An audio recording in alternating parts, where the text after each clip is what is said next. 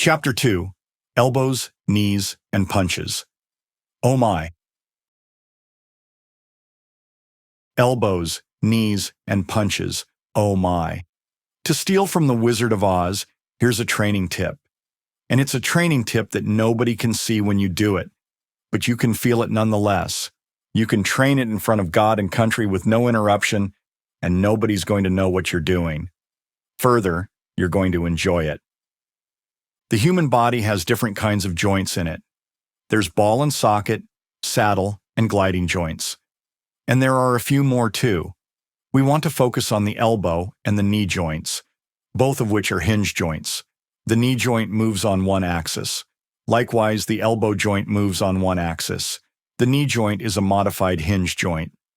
But let's not get too far into the anatomical weeds on this. They're both hinge joints.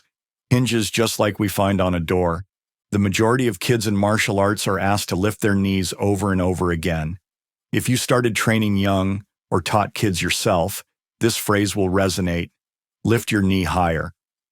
The instructor is saying, lift the knee, but it's actually the hip joint that matters for kicking techniques. The hip joint is a ball and socket joint, the one above the subject of that phrase, the knee. The knee is the subject, but we're talking about the joint above the subject. Now hang on, this is going to make sense in a moment. To get a good kick, we generally have to get the knee up at least to the waist level. Now, at risk of an anatomical joke, that's a rule of thumb, and we all know that there are different kinds of low-line kicks, but getting your knee up before firing off makes sense in most instances. As Taekwondo students learn, if you lift your knee high, you have many options for your kick. If you don't and you keep your knee low, it restricts your choices. That's simple and clean. We like simple, clean rules of thumb. Let's move to the idea of your elbow and the standard four-fist punch. The punch is what we're talking about, but the subject is the joint above it, the elbow. And here's your simple rule about punching. Punch with your elbow. Like that kick, we say lift your knee, but it's the hip joint that needs to move. It's the same thing here. Instructors say, punch with these knuckles. Well, at a basic level, that's okay.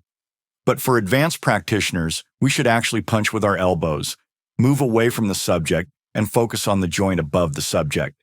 Striking that way will make you faster. How does that work? We have some ideas, but not a scientific presentation. One idea is that you don't have to activate the nerves down the arm. There are a lot of nerves in the human hand, roughly 100,000 of them in at least 20 different types. Those nerves work in concert with our muscles and bones to do amazing things. They let us eat with chopsticks, play the violin, or pull a splinter from our child's palm. Another idea is that it's about focus, that the focus is not on your punch, but the movement of the punch. A third idea is that the movement links to the body better, in that it's closer to your core. The fourth idea, well, we'll leave that idea to you. You may have a better one than we do, an anatomical or neurological explanation about why this works as well as it does. What really matters is that it works. If you have a Makiwara, body opponent bag, BOB, or heavy bag available, go give this method a try. If you've got a partner work with them on it, it'll change nothing to the outside observer, but it will change your strikes for the better. Focusing on the joint above the subject is going to make it faster. It's going to make it smoother. And we dare say, you're going to hit harder too, all by changing your focus. Takeaways.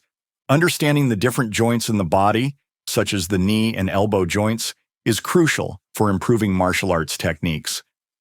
Focusing on the movement of the punch or kick, the joint above the subject, rather than the punch or kick itself, can lead to better results. Incorporating these techniques into solo training will result in faster, stronger, and more effective strikes. Quotes, when it comes to technique, work on it over and over again until you have mastered it. Scienchai. A student well-versed in even one technique will naturally see corresponding points in other techniques. An upper-level punch, a lower punch, a front punch, and a reverse punch are all essentially the same. Looking over 30-odd kata You should be able to see that they are essentially variations on just a handful. Gichin Funakoshi. Force has no place where there is need of skill. Herodotus.